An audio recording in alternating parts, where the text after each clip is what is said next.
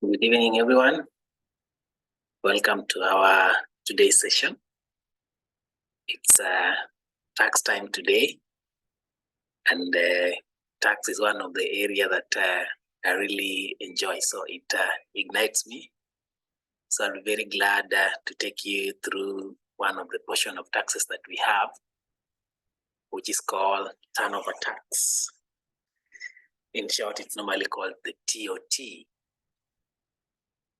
So today I want to break down and try to explain what TOT is all about, so that if you hear the word TOT somewhere or turnover tax, then you are well versed with it and you really understand what it is all about. So I'll take you to slide number 1. We'll talk about turnover tax. What is this turnover tax? Who should pay the TOT? And what does not apply to? So when you talk about turnover tax, is a tax charge on a gross sales of a business. And this is defined as per the section 12 C of the Income Tax Act, which it was first introduced through the Finance Act 206. But then later it was replaced by what we call the presumptive income tax, which was brought through the Finance Act 2018. Then again, we realized again it was reintroduced later in the Finance Act 2019, 1 year, in a span of 1 year. And then now the effective date of TOT is at 01/01/2020. So it became effective as at this date. So it's been in action since this date. And who should pay the turnover tax? And turnover tax is payable by a resident person whose gross turnover from business is more than 1 million, but does not exceed 50 million. So if you are making 1 million up to about 50 million in any given year, meaning this one is in a financial year, then we say then you qualify for the turnover tax. But then there's some other things that you really need to consider, that if you have, then it doesn't apply to you as an individual, a company, or a partnership, that then you don't have to be able to register for this. So first, persons with business income below 1 million. If you're making anything below 1 million and above 50 million per annum, meaning in a year, one single year, then you don't have to apply for this. Number 2, if your source of income is rental income, then you won't be able to qualify for this, meaning you also have to pay what we call the rental income tax. This one is normally charged at the rate of 10%. And then again, if the nature of your business is either management, professional, or training fees, then we say again, you may not be able to qualify for the TOT. And then any income that is subjected to a final withholding tax under the Income Tax Act, again, does not qualify to have the TOT. As we continue with our classes, we'll be able to talk about these withholding taxes, whether it is final or not. We'll be able to explain this one in detail. Remember, we still have a lot, to take you through. So I'll be breaking them down, in portions, but at least in a very short span of time, but almost or nearly every day, so that we are able to touch on all this, so that you are well versed with everything that we are talking about. So that by the time I'll be giving example when you talk about management, what do we, understand? When you talk about professional or training fees, then what is it? So we'll be able to also give you examples of this. And then number 2, slide number 2, we'll be able now to expound the rate for the turnover tax, and the turnover tax return. How do we file this return? How does one qualify for this return? So then, what is the rate of turnover tax? We already know that this tax is charged for people who make, from 1 million to 50 million, but the turnover tax is charged at the rate of 1% on the gross monthly sales, meaning all sales combined together for that specific month is supposed to be added. If it is, you're able to expect that you'll make 1 million up to 50 in between, then therefore we'll be able to charge you 1%. But remember the charges, this is done on a monthly sales. So we'll charge you 1% January, February, like that until December. And please also note that expenses are not deductible. When you talk about expenses are not deductible, then it means turnover tax is a final tax. So at the end of the year, you don't have to come again and file your income tax. So meaning you don't have to come and declare your income less your expenses, then you charge at the rate of either the 30% if it's a company, or using the graduated scales if you are a partner or a sole proprietorship. So it's a final tax, meaning at the end of the year, you are not required now to declare your tax. But you might just go into your system and just file 0, or what we call nil return for that year, which is possible in the system. But then again, what you must note that if you pay this one on a monthly basis, then at the end of the year, you are not allowed to file the income tax as at the end of the year. So filing of TOT returns. So this tax is supposed to be paid, on or before 20th of the following month. When we talk, currently we are in the month of November. So if you have this tax, then the one for the month of November will be declared next month in December. So it's normally declared on 20th of every month. So how do you then submit this tax?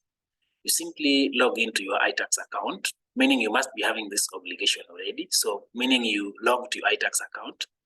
Under the returns menu, select file return, just like you've been doing for other ones, for pay, VAT and the rest. This one also appears under that return. So select file return, then turnover tax, and then download the Excel return.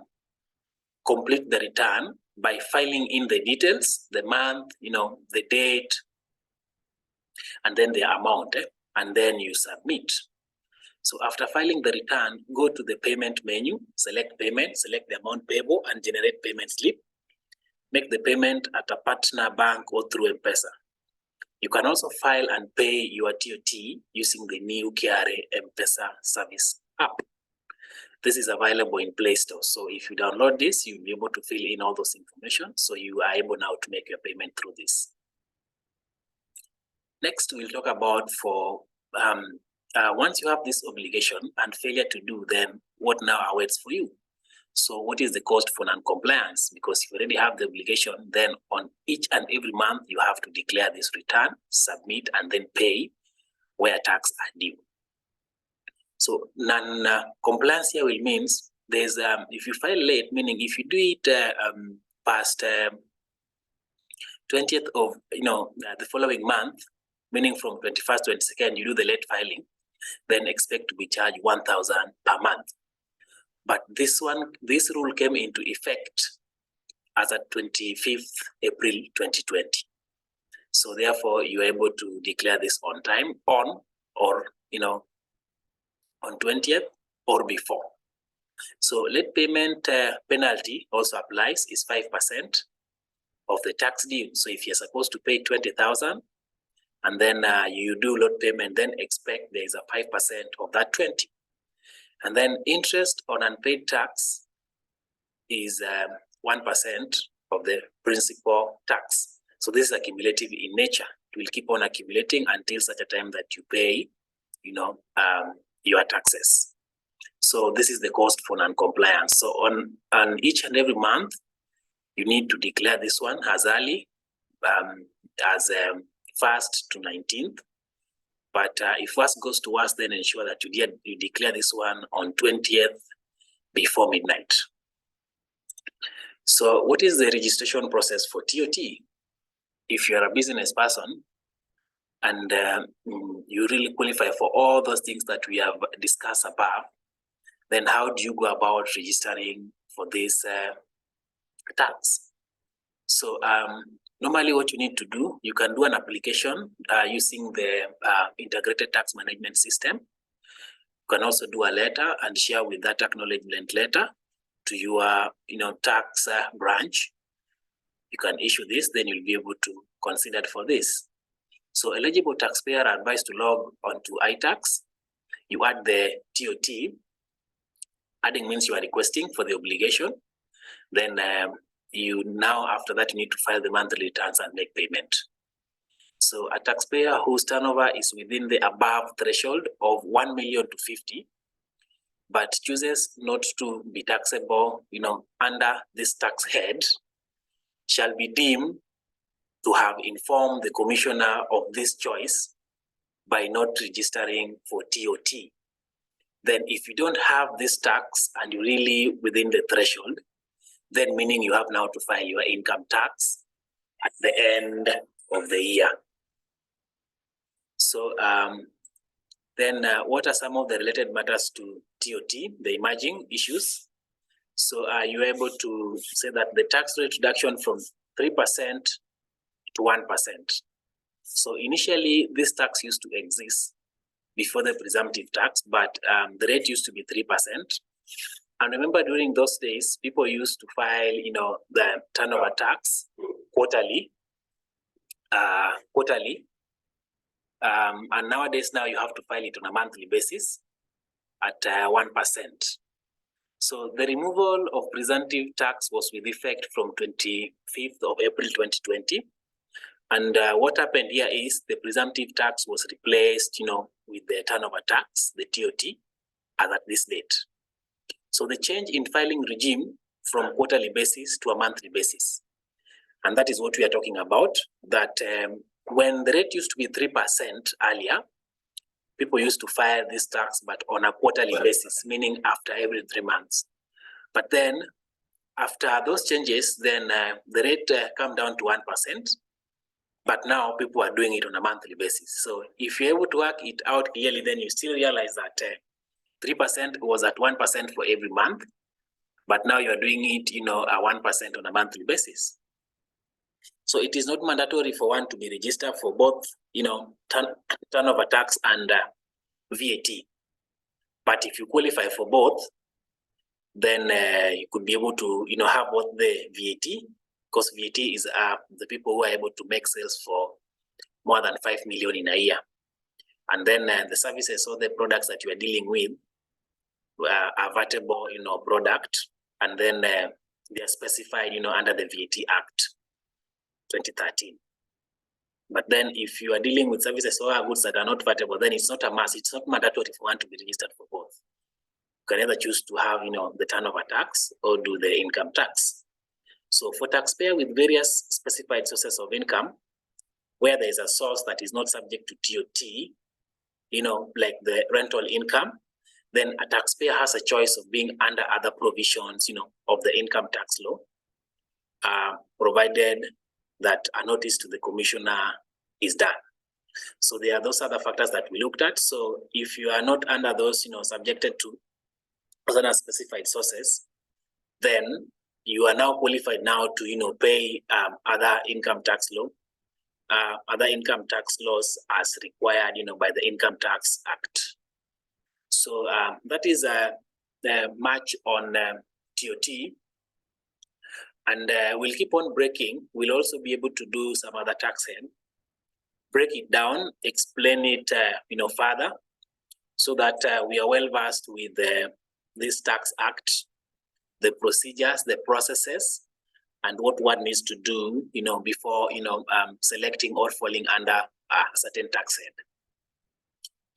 I'm very delighted to have taken you through this, and we'll keep on, updating you on these are the issues that are really touching on our, day-to-day life, our business life.